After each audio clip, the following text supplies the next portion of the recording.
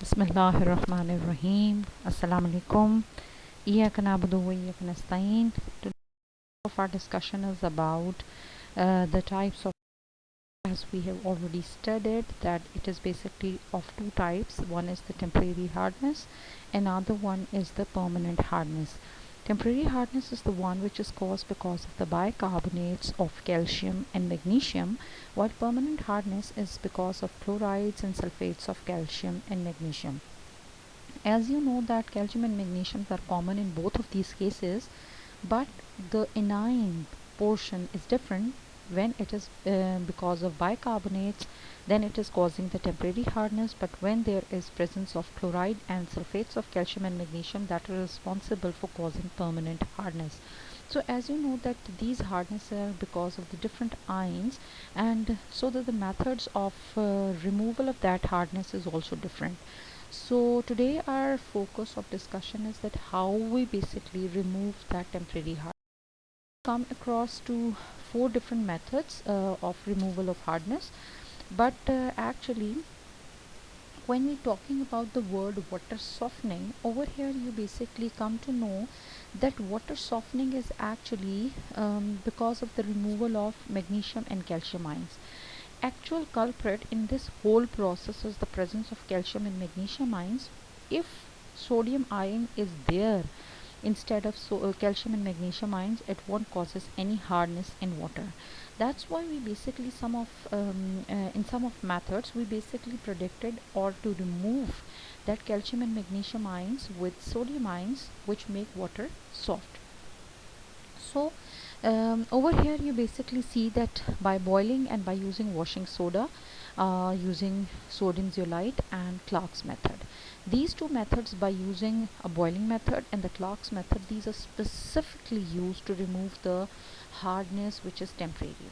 And while by using the washing soda and sodium zeolite, we are using a chemical methods to remove permanent hardness.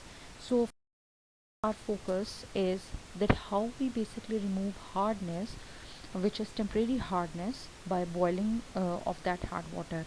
So when we boil the water, the calcium and magnesium bicarbonate basically decomposes, and when it decomposes it turns into insoluble calcium carbonate. And as you know that that calcium carbonate is insoluble, so it can be easily precipitated out and you can separate it through filtration process.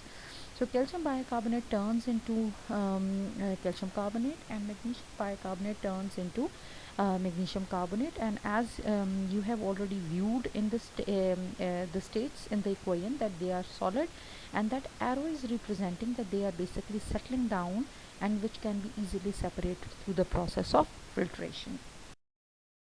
The second most important method, before we proceed towards that, effective boiling is basically, most of the time you have already seen that we are using the kettles, and within the kettles there are basically forming the scales. So scale is basically because of the presence of deposition of calcium carbonate. So in Clark's method we are basically adding the estimated amount of slate lime, which is actually calcium hydroxide, and we are adding the calculated amount of it. When we add that calculated amount of it, we will treated magnesium bicarbonate treated with calcium hydroxide, and gives you magnesium carbonate, calcium carbonate and water. Most of these reactions is basically, over here we come across to magnesium carbonate and calcium carbonate, because you are having two different metals ion over here, calcium and magnesium. That's why you are getting two respectively different you can say carbonates over here. But in the second reaction you are focusing that the calcium ion is common in both of these reactants, and that's why you are getting the 2 moles of calcium carbonate along with the water molecule. Most of the time students basically write carbon dioxide over here. So this is basically a mistake, because carbon dioxide won't be released in this method. It is basically released in boiling process. So whenever you see that calcium carbonate and magnesium carbonate is there, it basically insoluble in water, so they can be easily precipitated out, and we basically get a soft water. So